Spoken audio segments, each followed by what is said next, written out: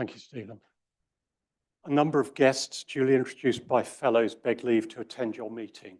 Is it your pleasure that I welcome them in your name? Thank you. Minutes. Ordinary meeting, Thursday, the 5th of December, 2024, Burlington House and online. Professor Martin Millett, President, in the chair. The minutes of the ordinary meeting of Thursday, the 28th of November, 2024, were read and signed.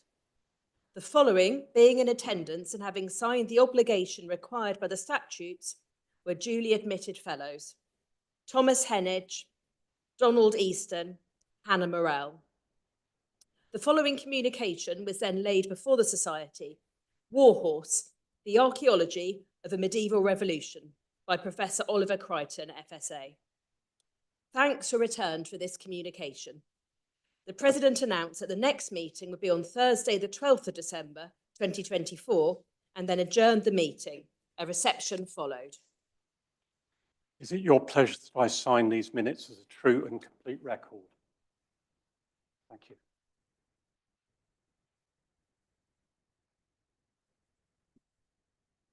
I'll not drop the whole set. Just a couple of announcements to make.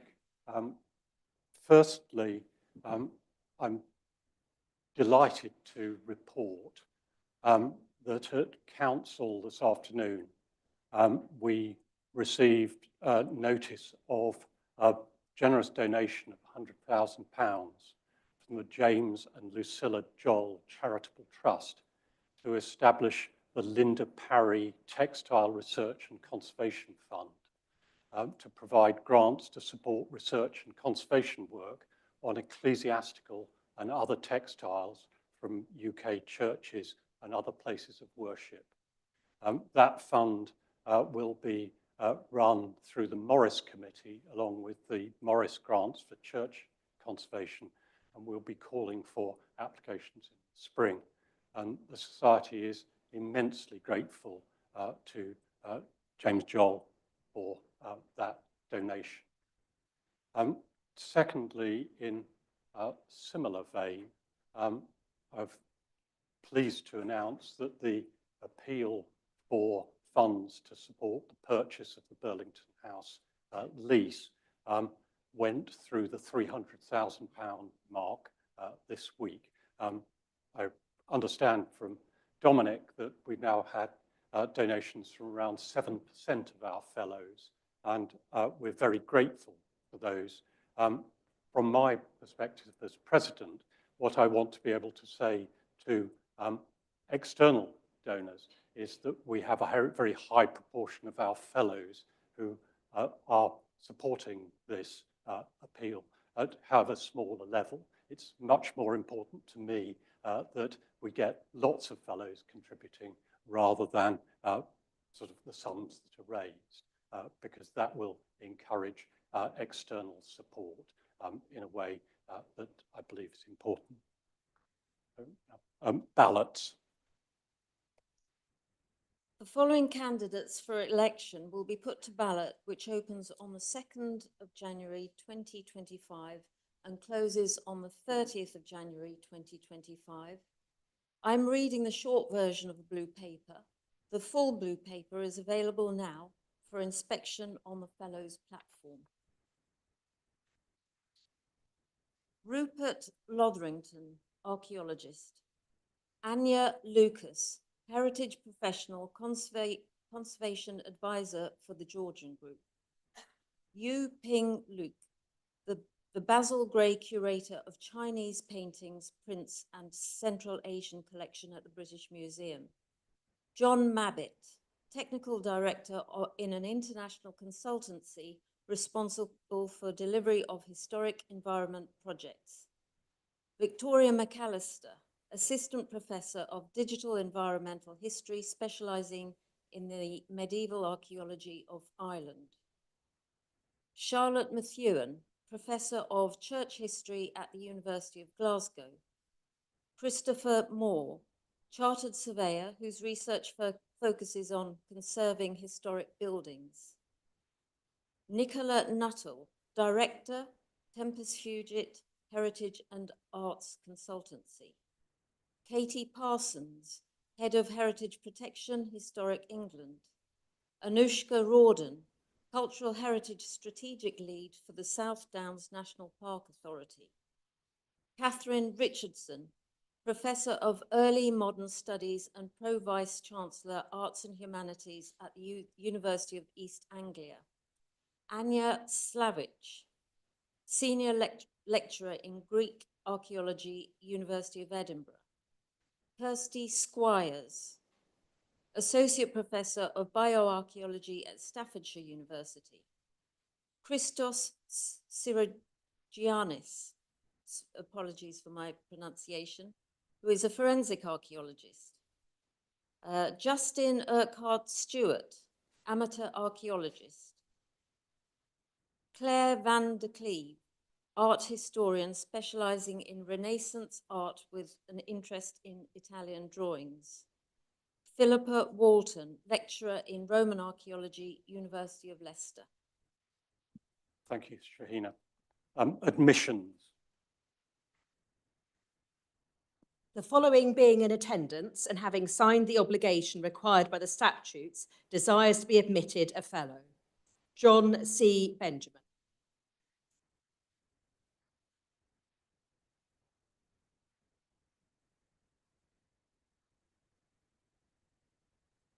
John, by the authority and in the name of the Society of Antiquaries of London, I admit you a fellow thereof. Welcome and congratulations. Very much indeed.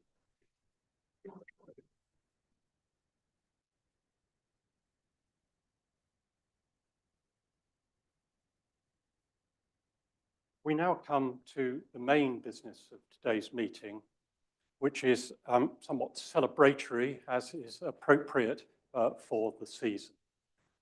Our fellows, Neil Redfern and Gail Boyle, are going to celebrate the 80th birthday of the Council of British Archaeology with a paper. Neil is currently the Executive Director of the CBA, has been since 2020. Prior to that, he's had a long career in archaeology and heritage management, including a long spell where I had pleasure in dealing with him working for Historic England, English Heritage in the Yorkshire region, where he was a principal inspector. Gail is chair of the CBA Board of Trustees, chair of trustees of the Bristol and Gloucestershire Archaeological Society. She's undertaken a number of voluntary roles in the sector. As a professional, she's the senior curator of archaeology and world cultures at Bristol Museums. We welcome them both. Their paper is Returning to Our Roots, the Council of British Archaeology at 80. Happy birthday and welcome.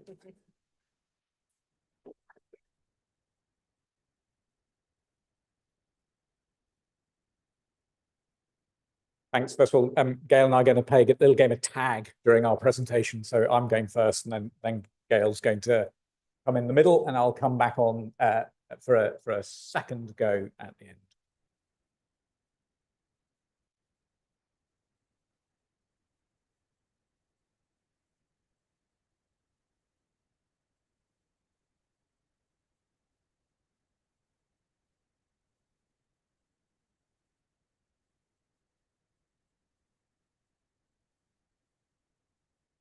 Thank you.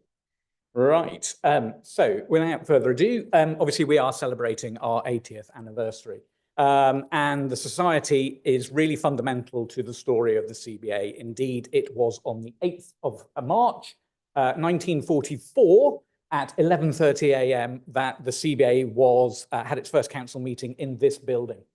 And indeed, back earlier in the year, on the 8th of March, 2024, I just happened to find myself outside the Society of Antiquaries. So I couldn't resist coming and taking this selfie, although unfortunately it wasn't 11:30 in the morning, it was actually 8:30 in the morning and there was nobody around at all. I was rapidly walking up to King's Cross to get a train back to Yorkshire. But that story about how we were created, the conversation, the role of the Society, is really fundamental to our early roots and what it actually is.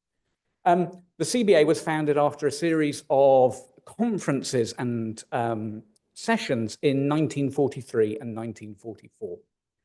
They were all held here at the Society of Antiquaries, and they were exploring what the role of archaeology would be in post-war reconstruction. Our story is much older than that, though, because the CBA effectively took on the mantle of the Congress of Archaeological Societies, which was founded in the 1880s. The Congress disbanded after we were created with the specific remit of handing on their work to the Council of British Archaeology, the CBA. What I find most interesting in our conversation about how we were founded is how our language and our narrative about the formation of the CBA has changed over time. When I took over, if you looked at the history of the CBA, it said we were founded to preserve and protect archaeology. When you go and look at the original council papers, those two words hardly appear. What they talk about is trying to understand what the role of archaeology was going to be in post-war reconstruction. What role could archaeology play in how we were going to reimagine our historic towns and cities? For me, it was far more of an aspirational pitch. It was really looking at archaeology being instrumental. Yet over time, I personally feel that this story has changed. This way we look at archaeology has, if I dare say it, become more restricted. And indeed, if you look at the CBA's history, you can see four phases of activity. So our first phase dates roughly from when we were founded until about the 1970s. And this is the CBA in part living that aspirational pitch. We are responsible for setting up committees around church archaeology, nautical archaeology, industrial archaeology, all of which become the pillars of activity we see today. So the Nautical Archaeological Society, the Association of Industrial Archaeology. They're coming out of conversations and committees set up in the CBA. Really what we're doing is shaping and defining the conversations that are actually happening out in the sector. We're also playing a role in planning and environmental protection, environmental awareness. We're responsible for coining phrases such as the historic urban environment. We become a national amenity society at this time with a role in the planning process, particularly around listed building consents. That's our first great period. Our second is roughly from about 1970 to 1990. And this is the great birth of the really important rescue movement. This is when the great archaeological trusts are all founded. This is when archaeologists start to become more collective in their thinking and indeed start thinking about ultimately setting up what is now the Chartered Institute for Archaeologists. So the conversation about professionalism in archaeology comes into the narrative. And you see the CBA again influencing these conversations, being a place where these conversations. Obviously, in 1990, we get PPG 16, the great planning policy program that requires developers to start to actually address the implications of their work on archaeology. It's the real birth of commercial archaeology. And we can see archaeology as this process thriving. You know, we have a really great planning system where archaeology is dealt with. But for me at the CBA, what I think we can also notice is some of the challenges we now face starting to be put in place. And this is particularly around grassroots archaeology, because those great volunteer programs are no longer available. And you start to see a shrinkage in grassroots volunteer archaeology. And I think a lot of the time it goes underrepresented. It's sort of not seen. So on the one hand, you get this amazing commercialization of archaeology, but on the other hand, you're also starting to see it shrink down. That is reflected in some of the later approaches in the 2000s that the CBA starts to pick up. Programs, mass participation recording programs, such as the Defence of Britain project, which was my first job at the CBA in 1997. And then things like the First World War Home Fronts Legacy Project, where we're going out and we're trying to get ordinary members of the public to record the material that's around them. I think we're into our fourth period now, and this definitely is the post-COVID experience world, and this is about the hybrid digital world. We are fundamentally having to change the approach we take in engaging people and reaching out to people, and there are a number of challenges there which I'll come on to. but you can start to see these phases in our story now and actually how we relate to things. Indeed, looking forward, we have recently completed a survey of archaeological groups and societies to actually effectively take their temperature to see how they think they're actually doing. We did this last year and we did it in 3 phases. We first of all did a survey of those organizations that are members of the CBA. We then did a second survey calling out to anyone who was a member of an archaeological group or society. And we even tried to find groups that are no longer in existence. Whilst I'm not pleased to say we found some, we did actually get 3 people come forward to say they were parts of groups who no longer existed. And that's really important in helping us understand why. But this taking the temperature survey actually has supported our application to the Heritage Lottery Fund that Gail will pick up a little bit later. We were successful in that application and we used some of this information as our bedrock for that. And the results are really interesting when you start looking at them. So the first one that is interesting is when you ask what age all these groups are, how long have they been in existence, and you can start to identify 3 phases. You have a group that are over 100 years old. These tend to be the county archaeological societies or some of the large national organizations such as the Prehistoric Society. You get a group that are between 100 and 25 years. This is the group that contains those rescue archaeology movement organizations. So again, they're founded after the Second World War. They're the ones who created that mass volunteer archaeological labor force. And then you get this spike at under 24 years. And for me, these are the organizations that have been founded because of the National Lottery Heritage Fund. So there is an access to funding. And 25 years ago, you suddenly see this upsurge of these young organizations, and they're using archaeology as a way of engaging communities as a tool. Now, you can also take this data and compare those organizations that are members of the CBA and those organizations that are not. And you start to get some more interesting results starting to creep through the data. So CBA members tend to be the older organizations. Unsurprising, really, they're the organizations that founded us. They were our original members. Younger organizations don't tend to be members of the CBA, so those lottery-funded projects. What does that mean for us in terms of how we operate and how we look at engaging archaeological groups and societies? And again, you can see that coming through quite clearly in the data, with grey being CBA members and the red being non-members.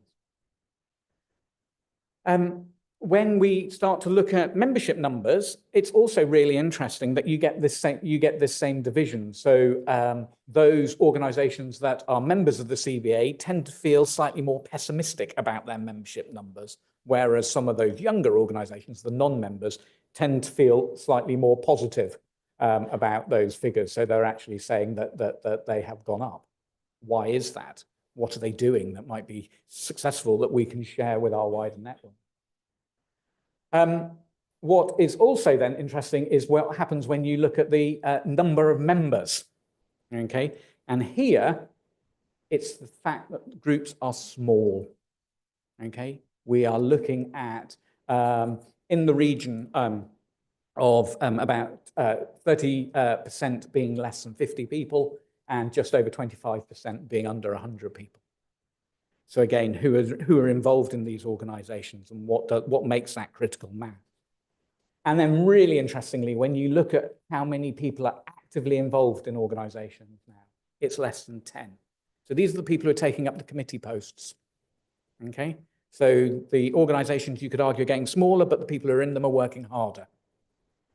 And again, when you start to broaden this out and look at the demographics, are we surprised that the average age is well over 50?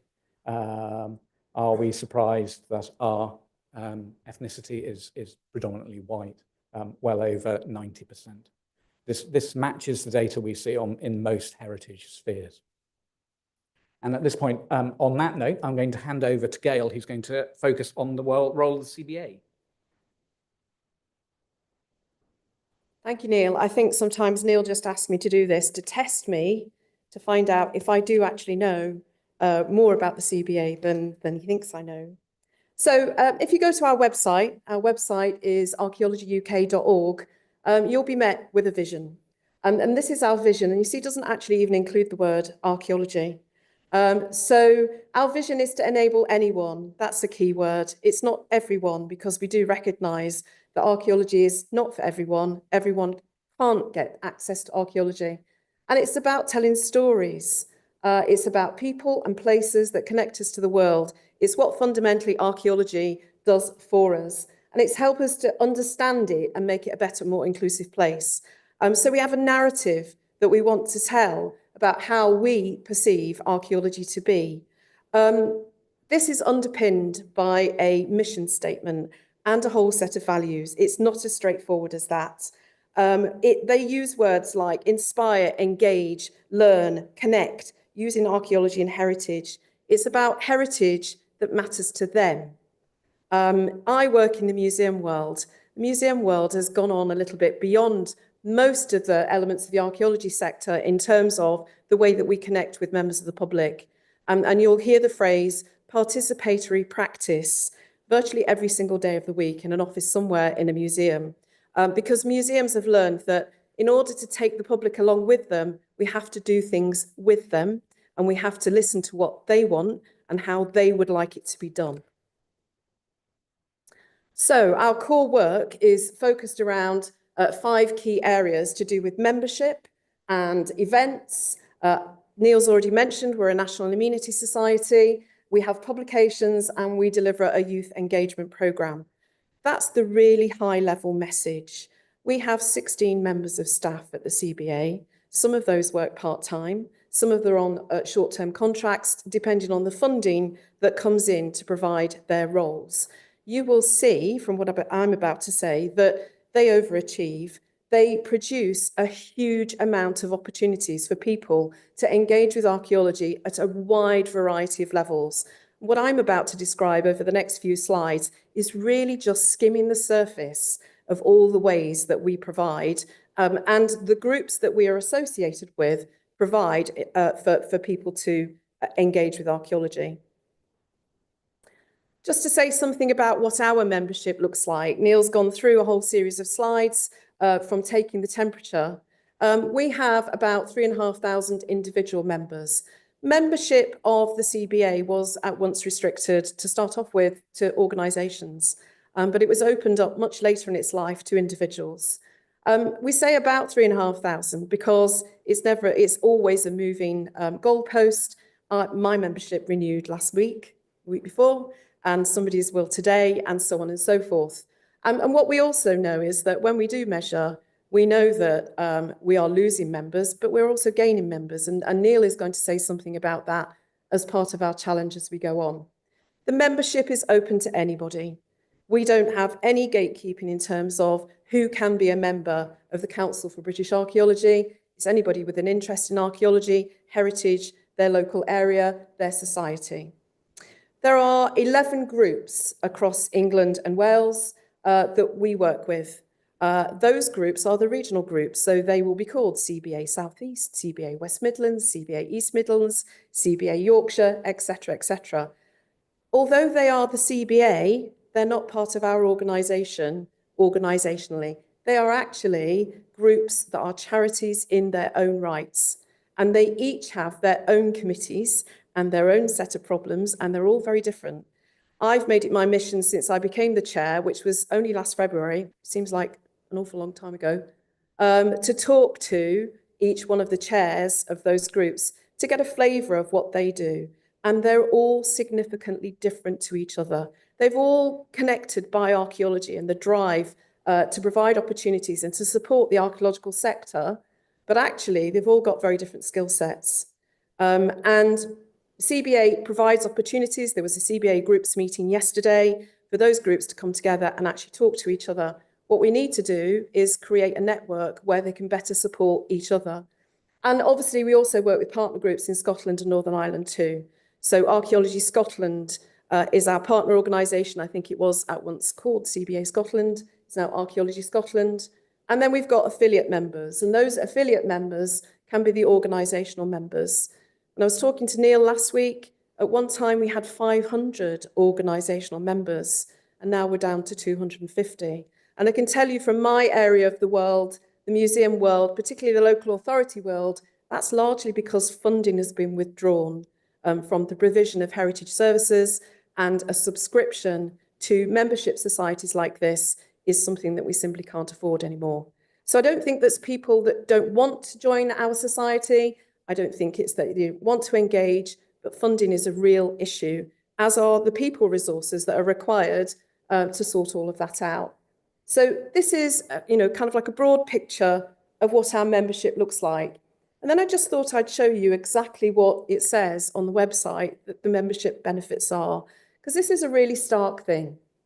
They get a physical copy of a magazine called British Archaeology 6 times a year. That goes onto newsstands. It retails at £7.95. You can buy it from WH Smith's. You probably get it at the station on your way home tonight. The 200th magazine has just been published. So you can have a physical copy. You can watch our monthly This is Archaeology lecture series for free. I'll explain a little bit more about that as we go through the kinds of events that we run. You can have access to the past issues of the British Archaeology magazine online, and that is a tremendous resource. There's a huge amount of information that is published about projects, people, news, and also opinion. And you can have that available. You get 80% off all books in the shop online. You get regular updates. So there is an e-news bulletin that gets circulated to all members that have access to email. And right at the very bottom, it says you have voting rights in our AGM. If you are a member, then you have rights to vote. I'm not entirely sure that that one at the bottom is a real grabber for people to become a member of the CBA, because I'm not aware that 3,500 people have ever turned up to any of our AGMs and exercised that right. But that's what we say. There's a missing narrative just here. The narrative is what we do to enable people to have the opportunities to engage with archaeology. We are guilty of not telling that story. It is something that we need to bring into what we're doing. When you become a member of the CBA, you become a member of a group that does a huge amount of good for the archaeological sector. And I'm going to talk about that now. So first, one of the things I'm going to tell you about are all the events. This is just 3 of the examples. I won't have time this evening to literally talk about all the events that we do. We did a session last week with a group. It was a consultancy asking us lots of questions about all the things we did. I think we spent 50 minutes just describing everything that we did. So the main flagship event that we do, you probably heard of this. This is the Festival of Archaeology. It began in 1990, so this is our 34th year in terms of delivering events. There are a couple of people that are employed by CBA to coordinate this. So there are some events that are put on directly by staff and supported by them. And there are some events that are put on by other organisations, because we coordinate what happens across the country. And some of those are in-person events, some of them very large scale. In Bristol, we run an event in July. It runs over a 2-week period in July called Bristol's Brilliant Archaeology, where we bring all of the local societies, like the ones that responded to the Taking the Temperature survey, to effectively be part of a festival ourselves, and to meet people and to describe what they do and give lots of activities.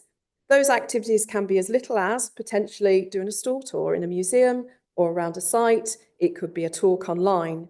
And all of that is advertised and coordinated. And I'm going to give you some statistics on the next slide about the reach of the Festival of Archaeology, because it is a really significant thing in terms of the way that it engages ordinary people who have an interest, and also the impact that it has on them. And then there are some of the other things that we do as well. So we've already mentioned, we do online talks. We have a whole series called This is Archaeology. This is the last one that was advertised in October. And then we've branched out as well. So there's now a kind of archaeology on demand. There are some online guided walks that you can download. There are some that you can do for yourself. It was a new thing that was introduced in May this year, partly as a pilot project for our Reconnecting Archaeology HLF funded programme. So we do a huge number of events. And one of those events, as I said before, is the Festival of Archaeology. Significantly, Neil has already talked about taking the temperature in terms of what do we know, what is the data that we can use to shape the way that we go forward. it's really important that when we're doing this, that we evaluate everything we do. And there are some huge numbers in this. This is a 5-year evaluation report that's been done by an independent company on behalf of CBA. And you can see there, look, the reach of people that were connecting with that over a 5-year period. That is not a wrong number. I had to read it to myself twice. 358,984,239 engagements over the last 5 years. On average, each of the festivals, you can see it varied. The 2021-22 years were years we had COVID. There were different types of events that were going on. So there were lots of events that were online rather than in person.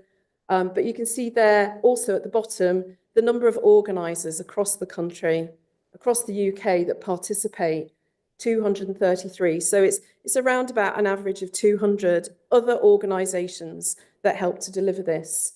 And the different kinds of activities, and this is just over the last 5 years. You need to bear in mind the Festival of Archaeology has been running for 34 years. So there's a significant impact. There's clearly a significant number of people that want to engage with this, but the depth of the engagement, what they get out of it, and how we can improve upon that is something that we need to deal with. And then one of the other major events, so this happened just last month, we took on responsibility for delivering the Archaeological Achievement Awards. Some of you may remember they used to be called the British Archaeological Awards, and they used to happen once every 2 years. CBA took on responsibility for doing this in 2020. This is a list of our 2024 winners. You can see there are 5 categories. It was the most amazing celebration that I can think of all the wonderful projects, and also the variety of projects that different kinds of groups, units, professionals, volunteers, individuals have been carrying out across the UK and Ireland over the last 12 months. And an amazing celebration. This was a photograph that was taken at the Temple of Peace in Cardiff. The award ceremony takes place in different host nations. Next year, we're going to be at the Great Hall at Queen's University in Belfast. 1 year we were in Dublin at the Castle. It didn't actually take place in Edinburgh because I believe a storm got in the way and everything had to suddenly go online. So it did take place, but not in person. And this is a huge celebration. And I can't stress enough the variety of types of project that are entered to be shortlisted and then subsequently win. And also can't underestimate the impact that that has on the people that have been involved with it. We have a small trophy. And I say we because we did actually win one 2 years ago. And we are so proud of that. We've got it in frames. People will go away. They will tell the public about what they did. It validates what they've been doing. I had the privilege also of going down to Great Torrington in Devon to present an award for another series of awards that we deliver, which are the Marsh Community and Volunteer Awards, which we deliver in conjunction with the Marsh Charitable Trust.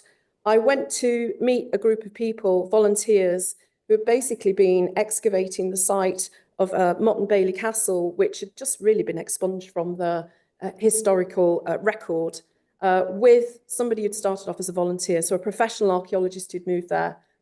The level of pride in what they'd done was enormous. But what it had done for them in terms of their local council, and their local council's buy-in into heritage was even greater. And it was an award. So the awards are a really significant thing in terms of expressing excellence across our sector. And then Neil has already mentioned that we are a national amenity society. So we are one of 6 national amenity societies. We are enabled by statute, and we are statutory consultees on any planning application that relates to listed and scheduled sites. There are about 10,000 of those applications that take place across the country. And along with the other 5 amenity societies and the Gardens Trust, they come together to form the Joint Committee for National Amenity Societies.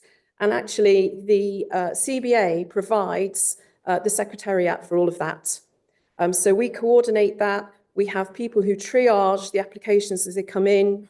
They look at the ones that we will respond to. because we respond very specifically to materials and plans that deal with archaeology. We're very different to the other societies in that respect.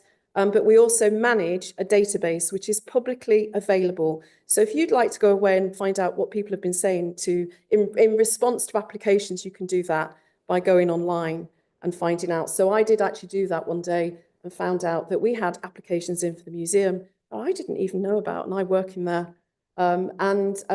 They were objecting to some of the things that were being done. But if you want to do that, so there's the buildings casework, that is a really obvious way that we're advocating. But if you look at what we say our priorities are, it's about grassroots archaeology and participation. We want to advocate on behalf of all of those groups that we approach with the Taking the Temperature survey and everybody else. We're maintaining the role of archaeology and heritage in the planning system because we are responding to those planning applications, but we do it in other ways too, because we respond to consultations that are put out.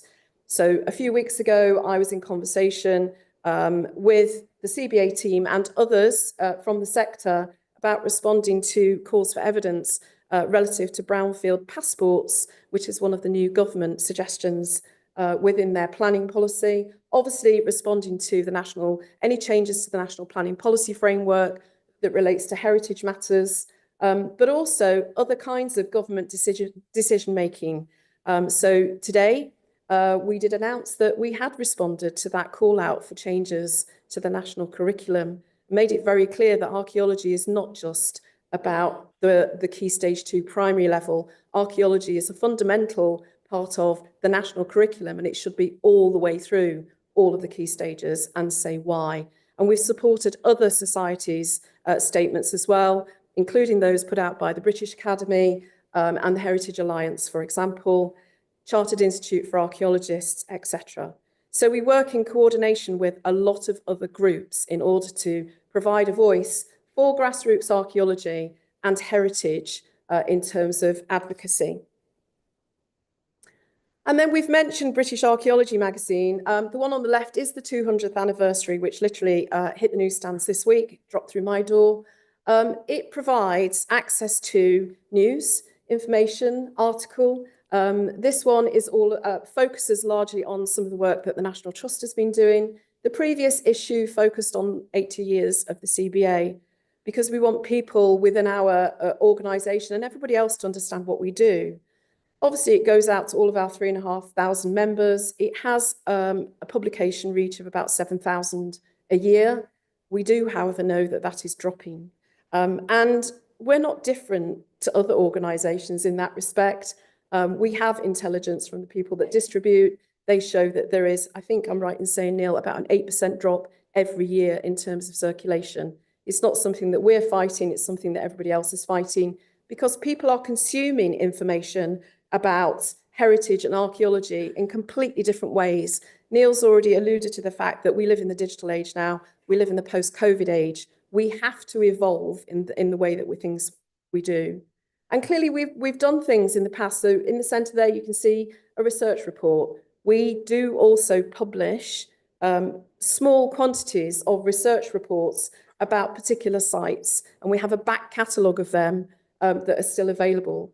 But in terms of publication, it's not all about the magazine or those research reports. It's about all the other things we publish. So I've already mentioned we publish a digital newsletter. It's a publication. We are publishing our evaluations and our research. So Taking the Temperature, Grassroots of Archaeological Groups Today is published on our website. It's really accessible. We produce resources.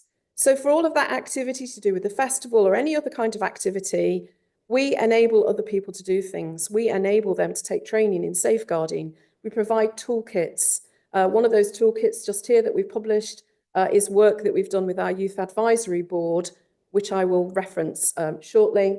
And then we try to make sure that where there are important articles, we are providing them on an open access basis, because we know that not everybody can afford to get anything that's behind a paywall. So we're publishing. We have a huge social media following across multiple platforms. And we've had to now start using another platform because people have moved away from X, or formerly Twitter, onto a new platform called Blue Sky. And so everything is being generated across different types of platform that people consume information from. One of the pieces of research that the Reconnecting Archaeology project is supporting is about that consumption and access to what are the platforms that people are actually accessing this information from. And then I've mentioned the youth engagement. So the flagship part of our youth engagement has to be the Young Archaeologists Club. It began its life as Young Rescue in 1972. We've now got over 70 clubs that are run by more than 500 volunteers across the UK, engaging on average 2,000 young people aged between 8 and 16. They do all kinds of activities. They are run by leaders. They have to have support. We produce resources. We publish the resources. We provide training. We produce themes, all different kinds of things. I've mentioned the Youth Advisory Board. We have 12 young advisors, Youth Advisory Board members were recruited. We need to have young people's perspective on what we're doing. Neil's shown you what the demographic is of people that belong to different kinds of organisations. The Bristol and Gloucestershire Archaeological Society was one of those organisations that responded to the Taking the Temperature survey. I can tell you that our average age is probably 65 plus. We have got too few trustees. They're all wanting to stand down. We're not engaging those young people. Why? We need to ask young people why. So the Youth Advisory Board, they co-create things. They co-produce things.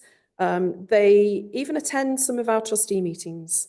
So we had a trustee meeting in York a couple of weeks ago, and 2 members of the Youth Advisory Board were there, and we were discussing our magazine, subscription rates, what it was like for them. We need their perspective. They were really, really useful. So we have them as an advisory board, and it was so successful in attracting people who wanted to be part of this that we set up this called the Young Associate Network, and we've just gone over the 100 people that have signed up to that. So it's a way of signposting things that are happening for them. They get extra information. There's a whole range of benefits to being a young associate. There are also events that are appropriate to those young people. So the one I've highlighted here is the Student and Early Careers Conference, which was a digital conference.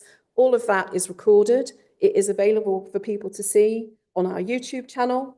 And then we worked in conjunction with the University of Lincoln. Former Vice Chair was Carenza Lewis, who did this. And we have Dig School. So that is 21 different workshops which are available for people who want to do inquiry-based learning about archaeology. That's just a flavour of all the things that I could talk to you about. One really important thing, though, if you go away and want to know what young people think about what is going to happen to archaeology, or what the future is going to be like, take a look at our page on the Letters to a Young Archaeologist. So the last one that's published on there is by one of our Youth Advisory Board members, who's called George Ellison, and he responds to a number of letters that were written by people about, so people like me, I didn't write one, but people like me who wrote letters to a young archaeologist about what it was like to be an archaeologist or what the world was about, and he's responded. And as a result of that, we also invited the Society of Museum Archaeology, of which I'm also involved, invited them to give a presentation.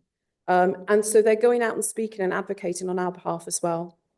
So if there's one thing that you read or listen to is look at George's letter, because it's a real eye-opener, but it's also quite optimistic. And that's an important thing to remember. And at the moment, we've got a project running with 8 young people called My Heritage Photography Project. And those people are working with an artist, and they're taking photographs and recording a body of work about heritage where they are.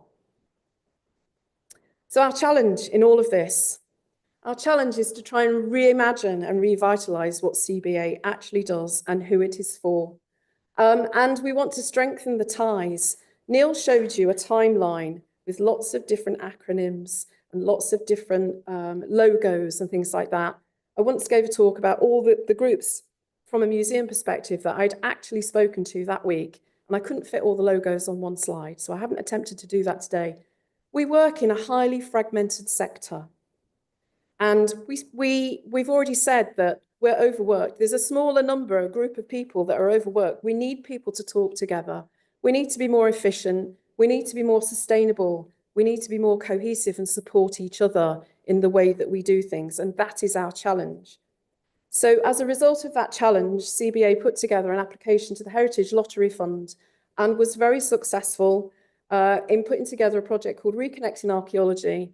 We received just shy of £250,000 to run various projects over an 18-month period with these overarching objectives, how we connect and how we network.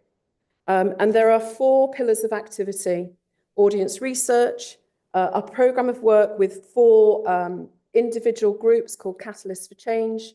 There are some innovative pilot projects that we're running, and then there's a whole element to do with organisational resilience. So audience research, we're commissioning audience research. We have appointed 2 people, a manager and officer, who are running the whole of the project, and we've appointed an audience research company called Morris Hargreaves McIntyre, who are starting to look at how we connect with people to ensure better service delivery. This is not just about CBA. Everything that we learn through this process will be shared with every other group, and other groups are being invited to take part in this. The Catalyst for Change, so these are 4 initiatives that have been identified that we will work with to showcase models of better work. So 2 of them are highlighted just there. These are all 4 of them. We want to try and work with groups of people that work with more inclusive and diverse groups of people. We're partnering with, for example, the Enabled Archaeology Foundation, as well as the European Society for Black and Allied Archaeologists to help us do this. So this is a series of projects that will run over the next 18 months. Each one of these actually has a member on a steering group who will supply comments, as well as testing out different ways of engaging people and reporting back on the things that you can do.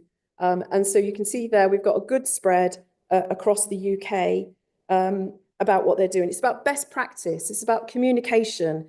It's about the demographic and demonstrating benefits for heritage and learning within these projects as exemplars for everybody else.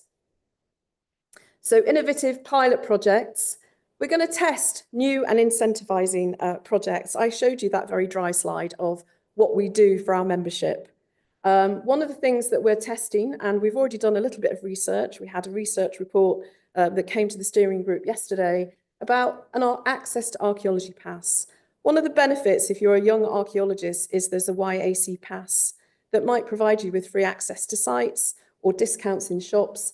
And so what we're asking ourselves is, why aren't we doing that for adults? And what would that look like? What would the challenges be in terms of being able to deliver this?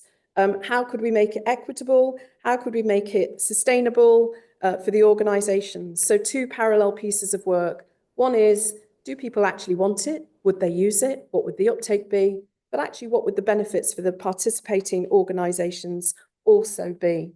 We're going to explore digital communications platforms. We want to facilitate knowledge sharing across all of that. So there are a number of pilot projects that are being put in place and are literally just starting, because this Reconnecting Archaeology project finishes in November 2025. So we're only just 6 months in, and part of that has been about setting that up. We've got a very interesting pilot project, which is called Memory and Meaning, which is the creation of a map that we will all be able to participate in about your memories and your meaning to do with heritage, and then let people, to enable people to be able to explore all of that. We're piloting an e-learning project with University College London, and we're also doing a whole series of lunchtime and evening talks with people called In Conversations that are querying some of those challenges that we have and what they're feeling about it. And then in terms of organisational resilience, we're leading the sector in terms of providing access to best practice for equity, inclusion, diversity and equality. We're also going to be leading on environmental sustainability and providing training on that in conjunction with Historic England. And really importantly, fundraising. fundraising, marketing, communications, and as far as we're concerned, a rebrand. Because we don't actually think that the name Council for British Archaeology really expresses all of those things that I've been talking about now. We need to understand how to get the narratives across to people who are fundamentally interested in archaeology and want to be part of our group. So I'm going to ask Neil now to finish about looking to the future. Thanks, Gail. That was great. Right. What I'm just going to do is conclude now with some observations of my own. So I've been in post 5 years. I've been talking to a lot of people, and some of our research, there are some lines coming out that these are the ones that I find really interesting, and they are the challenges. So you've got to start from the point of view of what is our membership doing. Well, in 2020, I managed to get our membership to go up. That's the only year it's gone up, because we were rapidly followed by a cost of living crisis. And I'm being really honest about this. This is the hardest thing that I've got to try and do, is get people to engage and fundamentally give me some money so that we can operate, okay? And that is becoming increasingly more difficult as we go on. We're not bad at getting people to join in year one. We're not necessarily so good at getting them to convince to stay with us. So there's something else we need to look at there. The other issue is around print material. Okay, our distributors of our magazine are the largest distributors of magazines in the country, and they tell me I have to program for an 8% fall in sales year on year now. That's it. Yeah, they are really clear about that. You've got to do something else. It's not going to be there. There will be a moment where I have to decide whether we put British Archaeology in a shop, because it might not be profitable for me to do so anymore. It's so fundamental to how we communicate, but what's its long-term future? Set aside that, that's our traditional way of dealing with stuff, but as Gail has talked about, our digital reach has gone through the roof. It's utterly bonkers. We're averaging between 5.5 and 6.5 million users interacting on our digital platforms, be that our website, be that our social media channels, our Facebook channel, our YouTube channel. We have tens of thousands of hours of material on our YouTube channel, but I don't have anyone who's curating that, which is a vastly untapped resource. That's something we're really going to have to look at in the future.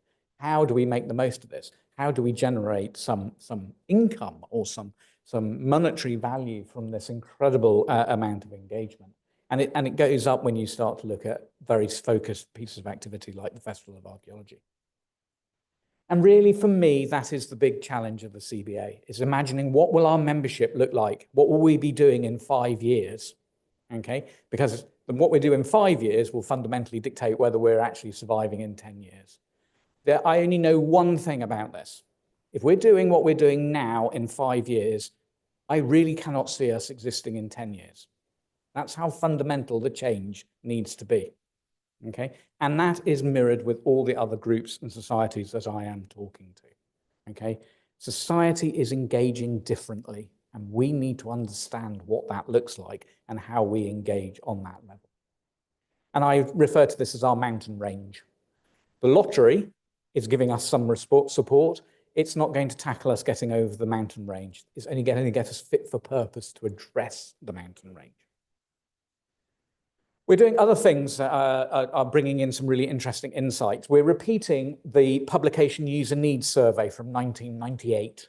Although we're not calling it publications, we're calling it public user needs. So we're actually asking the public what they want. Our youth advisory board were brilliant. They renamed it. They decided Puns 2 was a really bad name. And so they redid the survey and they called it Trial and Error. You can still go and do this survey. It's still live online if you are technologically advanced, and you can use that QR code. Just take a photograph, go and do it. We've had over 1,900 responses online. The original survey only had 700 responses to it. So we've done that, massively done that. We also then put a paper version in British Archaeology, and we were astounded. We got over 800 responses, 570 of which were validated. So the real challenge for us is there is still a paper market out there. Yeah, we still get people paying our subs via check every year. Okay. But there's going to become a moment where it's no longer viable for me to deal with that because I really need to be operating in a sort of digital world. But how do I manage our existing audience? They are so important to us. What PUNS 2 has also shown us, so this public user needs, is at how producers are producing new content and new material. And this slide's really interesting. So they say they have the confidence to talk to people. They have the skills to talk to people. What they don't have is the financial resources and the time. So if we're a sector that is all about telling people stories, we're fundamentally not delivering it because we don't value A, resourcing it properly, and B, giving people the time to actually go and do it. Now, that's something I think we really do need to overturn, because if we don't, we won't be having some of the audiences we think we have. Taking a longer term look at taking the temperature survey, some things really strike me. And it's, again, I mentioned this earlier, it's the shrinking size of groups. Groups are getting smaller, okay? And then again, that just highlights that the average size of groups, 30% less than 50 members, 26% between 50 and 100, okay? Just using that survey and an average membership size of 65 gives us a total potential estimate of people active in archaeological groups and societies of 16,000. Apparently there are 50,000 active metal detectorists. So again, food for thought when you think of it like that. But interestingly, we've done surveys of community groups 3 times. We did one in 2010, we did one in 2018, and we did vastly different methodologies. So it's really hard to try and say, whether or not these data sets are comparable. But what's interesting is you look at 2010, the average size seems to be 106. If you look at 2018, it's coming down to 86. And again, we've just said 65. So you can start to spot that downward trajectory. If you take all that into account, you could possibly say if we had 250 to 300 groups and societies and we used a slightly higher average, are we looking at a potential total audience there, these committed people doing archaeology in the grassroots world of 17 to 20,000? How big is that? Are we happy with that? Are we comfortable with that? Do we want it more? What does that actually mean? I also then set aside this. The stat I can give you that's absolutely clear is the number of organisational members of the CBA. And in 1997, the annual report, that's the one I appear in when I first worked for the CBA, there were 500 organisational members. Right now, there are only 250. Where are they? Where have they gone? Why have they gone? What do they actually look like? And then just a couple of really interesting things. When we did ask people what they actually wanted, what was so clear is they all wanted more members, younger volunteers, and more volunteers. The one thing that people didn't say they needed was audience development training.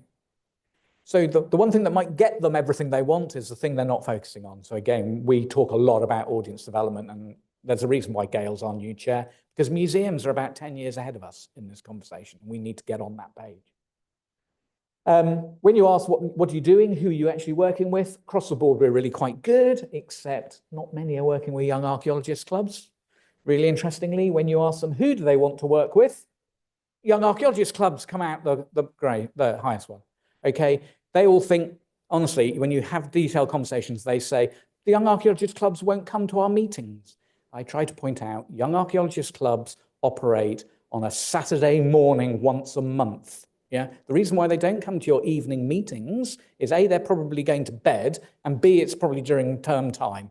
Stop saying young people have to come to us. We have to go to them. It's us who have to change, become more accessible, become more understanding of that. And when you start to look at the Young Archaeologists Club, you start to get some really interesting data. So I can tell you that the Young Archaeologists Club is the only part of UK heritage that is reflective of society today in terms of ethnicity and in terms of disability. So 13% of people who filled out our last YAC census came from a non-white background. There is no other part of UK heritage that can reflect those statistics. Okay. Right now, over 30% of respondents to the YAC census said they had some form of disability or neurodiversity. And that goes up even higher when you start to look at people who are responding around autism needs. So the Young Archaeologists Club, archaeology is really good at engaging people, particularly marginalised or people with disabilities. And we need to actually reflect that. So our strategy is how do we grow these statistics through all of our activities, actually really treasure what the Young Archaeologists Club is starting to achieve.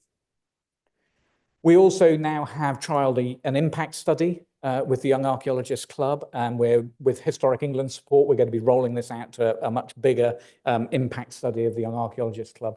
But again, the responses are absolutely extraordinary. 88% of parents and carers said their child's enthusiasm for archaeology goes up. 81% said they had a positive impact on their child's education.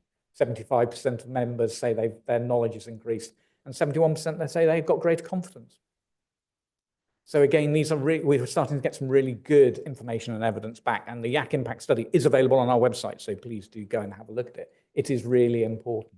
You know, just £50 a year enables us to support a Young Archaeologist branch member being active for that year. So again, we can start to say some really clear things. And that is why we set up our Youth Advisory Board and the Young Associates Network, because that voice is so critical to actually help us reshape where we're actually going and to do in the future. And it's actually about how we don't necessarily try and tackle everything immediately in front of us, but we actually grow this activity through everything we do. And that's our challenge, really. Our challenge fundamentally is we've got to change what we're doing, and we've got to change the way we communicate. But my last slide is all going to be about showing you that we don't have to panic because we've been here before and we've had these issues before. So this is a note on the discussion of rating at the Executive Committee of the Council of British Archaeology in the early 1950s. And it says, Mr. Margery summarised the report of the Sussex Archaeological Societies' appeal before the local valuation panel against the inclusion of the Society's various premises in the valuation list. So this is about paying rates. Okay, and under the 1843 Scientific Societies Act, scientific societies didn't have to pay rates. Basically, that's what it was. But what actually the local valuation panel were trying to say is that archaeology wasn't a science. Okay, and they had used the Encyclopedia Britannica from 1926, in which Crawford had said the Middle Ages belong to archaeology, whereas the 16th century is modern and does not. So we're still arguing what archaeology is, and there is this lovely point that actually the current volume, which obviously was the 1950s, replaced Crawford's definition and uses a whole series of articles by Child. These are all people who are on that first list of the CBA's council. I really like this. But then there is this final line. Wilmot raised the point that if any other use was made of the Society's premises, it was disqualified from the exclusive clause in the Scientific Societies Act, including the hiring of a lecture hall for other people, to other bodies, or the existence of a bowling green, as at York. That's the Literary and Philosophical Society, which is the Yorkshire Museum, that has a bowling green in its grounds. No one bowls on it anymore, but again, this idea of who do we have to talk to convince things. There is a whole government programme about the value of cultural capital at the moment, that when they defined what archaeology was in their very first instance, they said it was castles and ruins. That's what happens when accountants start to try and tell us what we do. We need to be wary of this conversation. It's live. It was live in 1950. It's still live today. And there are some of the challenges and the resonances of how the CBA came about actually alive today. Thank you.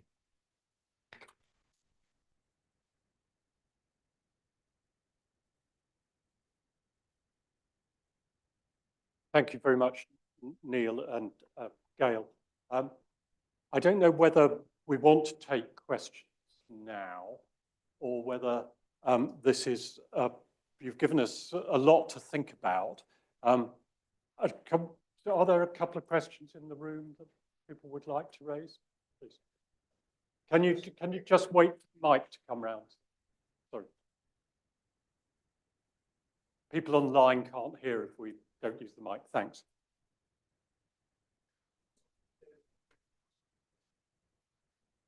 Academic teaching of archaeology, for example, the famous, in the universities, for example, the famous course at Cambridge for anthropology and archaeology? Or is the council really concerned more with using universities like the University of Lincoln for engaging younger people? The CBA is the secretariat for UAC, so we have a very close conversation with all university departments. And I think we need all of them. We need the fact that some of our university departments are the leading archaeological departments in the world. It's a really important point that we can actually press home. And I think it's really interesting that in terms of things like the REF and their impact studies and actually demonstrating their impact, we've actually started working quite closely with UAC around that. We did a whole edition in British Archaeology about the REF impact study. We made it open access. You can go onto our website to actually see it. Because actually what you find is courses like that, courses like the Cambridge course, they don't just make archaeologists, they make people who live in society who we can engage with. So we do see it as really fundamentally important that we talk to all courses and that there's a place for all of them.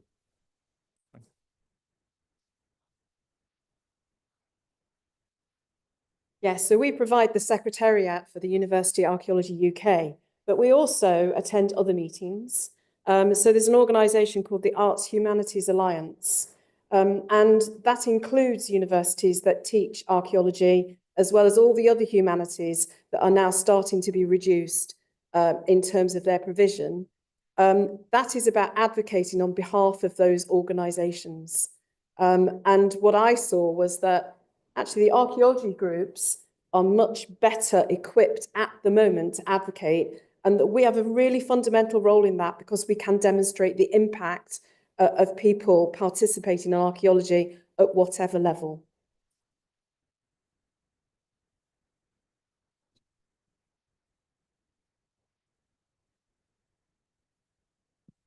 Thank you. Not the point I really want to make, but with those words in front of us, it reminds me of my last phase in the involved in archaeology in France, where archaeology stopped in 500 AD, and I was actually told that, and that's why none of my work there, or Charles Thomas's work there, was published in French. Anyway, that's true. It's true. Anyway, my real point is this, and I must confess, declare an interest in that I was secretary of the CBA in the 70s and president in the 80s, and I have another president sitting beside me. At that time, when I didn't really appreciate how young the CBA was, because it was one of the fixed items in the firmament in which I grew up. And of course, it was dominated by Beatrice de Cardi, who was so sensible and so kind to youngsters like me. But it had been set up, as you said at the beginning, as a successor, really, to the Congress of Archaeological Societies.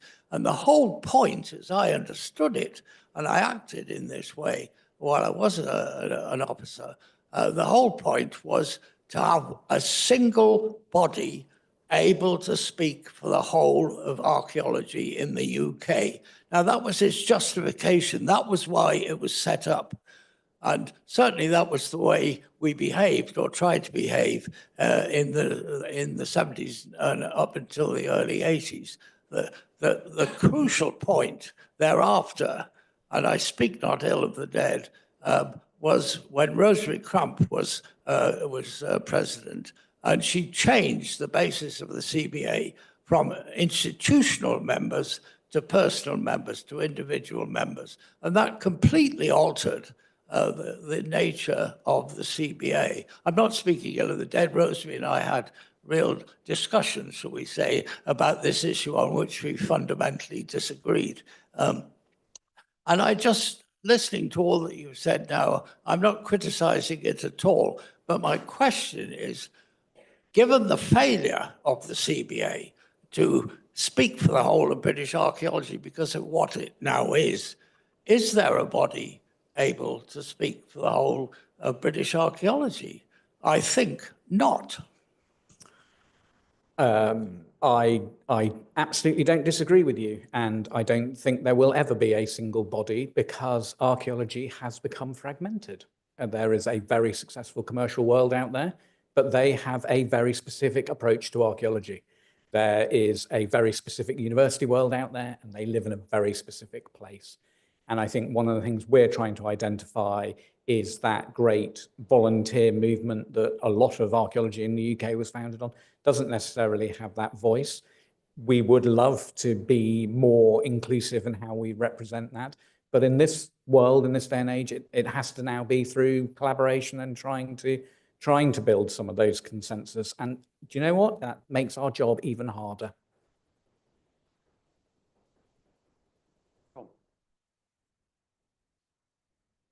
Peter, having spoken and having followed Peter throughout my professional career in everything I've done, I feel I ought to make a comment and ask a question. My comment is, when you're doing the historical overview of the CBA, in your period 2, you made no reference to the research committees. And I think it's very important to remember that during what I consider the glory days of CBA, when Henry Clear was director, CBA led research in the UK. The work of the Countryside Committee, which Peter was very much involved with, the Urban Research Committee and the Churches Committee really were leading the field. Of course, that reflected the fact that at that time, thanks to the foresight of Mortimer Wheeler, the CBA had a substantial grant from the British Academy, which jealous academics eventually got rid of. But I mean, it is worth remembering how important the CBA was, not only speaking for British archaeology, but also speaking for research in British archaeology. So that's my comment. My question is that when I was president of CBA, the big issue was metal detecting. And you mentioned that there are a few opportunities or there aren't that many opportunities for amateurs to get really involved in the exciting discovery of the past. And I think metal detecting is what probably provides that. And when I was president, we had very difficult relationships with, say, the National Council of Metal Detecting, which to a certain extent was relieved by the British Museum starting the Portable Antiquities scheme. But I wonder whether the CBA has now any connection or discussion with the National Council of Metal Detecting or any other metal detecting, or as I still call them, treasure hunting societies. Okay, so I know my chair wants to come in, but so one reflection is we do also have a national heritage body called Historic England now, who lead on formulating regional research frameworks, of which CBA regional groups do actually engage in. So in a sense, the playing field has changed from where we operate. You could argue it's become more contested with lots of other different bodies driving it. We don't get the British Academy grant anymore. That is hugely influential in terms of what we can actually and cannot achieve. In terms of metal detecting, yes, we do have a wider engagement. We are on the steering group of the Portable Antiquities scheme, and we are keen to see how we can take that conversation forward, because fundamentally, you can pick a metal detecting kit up as an individual by yourself without actually joining any group or anything. Now, whether we agree with it or not is a different question. Metal detecting is a form of remote sensing, not dissimilar to using an aerial photograph or using geophysics. Yeah, the issue comes when you put a spade in the ground. If we actually engaged on the remote sensing question and actually help people put the spade in the ground better, I think we might actually achieve something more. But that needs to be a long-term conversation, I think, and again, one we haven't necessarily been having in that manner. But again, I think the conversation is, how do we do that through something like the Portable Antiquities scheme? The direct contact between CBA, coincidentally, is I sit on the Portable Antiquities Advisory Group. I'm a member of the Treasure Valuation Committee. I've been managing a Finds Liaison Officer for the last 22 years and have been fundamentally involved in the development of best practice. In terms of the way that we communicate, NCMD has a seat at the table as far as Portable Antiquities Advisory Group is concerned. So do 2 other groups that are dealing with independent groups of metal detectorists. What I have seen over the lifetime of my career in museums is that Originally, my predecessors would not even speak to somebody who had a metal detector or had anything to do with it. Obviously, Portable Antiquities Scheme has changed that fundamentally. There is conversation and there is dialogue, and we're much more open to that dialogue and embracing some of that enthusiasm that people have for the past. The difficult path we have to tread, though, is those people that step outside of the legality, the frameworks that are in place. Also responding to things like changes to code of practice and differences in terms of what can and can't be treasure, and managing that process. NCMD have got an open door in terms of the way we communicate. We have very robust conversations at Portable Antiquities Advisory Group meetings. We don't always agree, but we do come to a consensus eventually. And we are working in conjunction with them across the country. For example, they've set up an emergency excavation fund. They recognise that when people find that very often it needs to be excavated by professional archaeologists, and they're providing the wherewithal to do that. So I think there have been fundamental changes in the relationship. And yes, we've got that direct connection because we have a seat at the table. I think I'm going to draw the discussion to a close there. Can we thank Gail and Neil again for their contribution this evening, and happy birthday.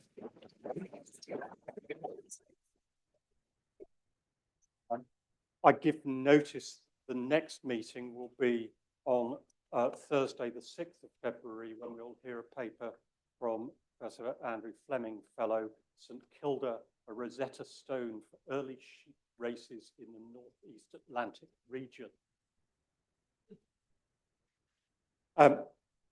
There follows a Christmas mulled wine reception. Those of you who have a ticket are welcome to come across. Those of you who haven't, talk to Yola or one of the other members of staff to pay your money to come across. But join us for Celebrate Christmas, and happy Christmas to you all.